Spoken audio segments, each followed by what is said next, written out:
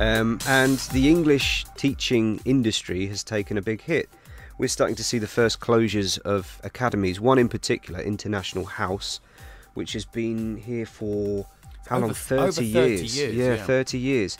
It's very well established. They've got 21 centres throughout Spain, and in October alone, they're going to be closing 7 of those across Spain, including the branch in Zaragoza.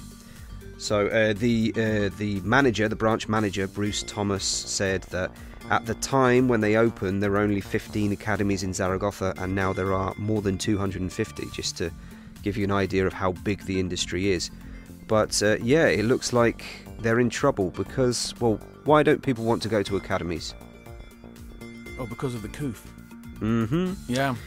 It's an impossible business model now because they rely on... This extends far beyond just English academies. Yeah. As we know. I mean, look. The largest cinema chain in the UK has basically effectively announced it's shutting. One of the largest pub-owning brewery chains in Britain, Green King, is announcing closures of multiple pubs because the business model no longer functions. Yeah, the business... I mean, somebody said to me, by the way, the cinema model, surely it's just the way, somebody was saying, surely it's just a way of just cutting their losses and cutting their staff and reducing their rent costs. I was like, no, well, the cinema model requires on 2 basic concepts. Okay, number 1, films. Number 2, bombs on seats. There are no films being released, and there are no people going out to sit in large rooms with other people. Well, what people should be concerned about is we've become so used to having these services and these products provided. The reason that they're affordable is because the number of people, the number of people that go through the door. So the problem with the academy in particular is that they need a certain number of people in a classroom, but now with social distancing, to make the use of that hour financially viable. Precisely. Yeah. Because you've got to pay the teacher, you've got to pay the cleaner, you've got to pay the candlestick maker, you've got to pay your rent, you've got to pay the piper. Exactly.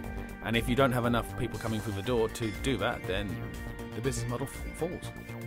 So I guess we're going to be looking at a new economic educational horizon. I don't know how they're going to adapt to it, but we'll just have to wait and see. I predict that there will be more closures in the foreseeable future. I think you are a bit like the financial crisis in 2008, which saw, I think, the Spanish banking sector went from something like 150 or 200 banks established on a nationwide level down to about 30. Well, so you'll see a rationalisation happen.